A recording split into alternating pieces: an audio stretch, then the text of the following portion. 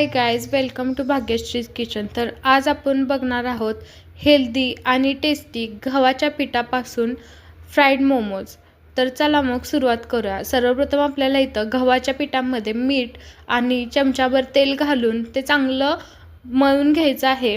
चांगलं मळल्यानंतर आपल्याला इथे चॉपरमध्ये कांदा, शिमला मिरची, गाजर, कोबी, फ्लॉवर ऑप्शनल आहे आणि थोड्या कांद्याचे पात हे आपल्याला सगळं मिक्स करून चॉपरमध्ये चांगलं चॉप करून घ्यायचं आहे. बघू शकता.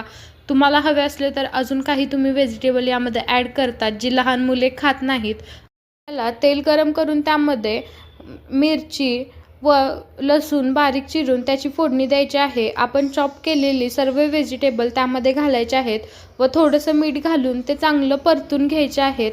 आता मी तुम्हाला इथं मोमोज कसे बनवायचे हे दाखवणार आहे. मोमोज बनवायचे मी 2 तुम्हाला पद्धत दाखवणार आहे. तुम्हाला जी सोपी पडेल ते तुम्ही करू शकता. बघू शकता इथे मी मोमोज कसा बनवला आहे.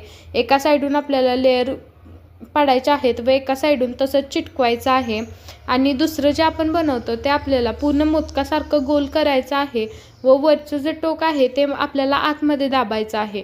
ते यापैकी जे तुम्हाला सोपं पडेल ते तुम्ही करू शकता. व पुन्हा आपल्याला गरम तेलामध्ये एकदम लो गॅसवरती, मीडियम टू लो गॅसवरती चांगलं फ्राय करून घ्यायचं आहे. तयार आहेत आपले टेस्टी आणि हेल्दी मोमोज.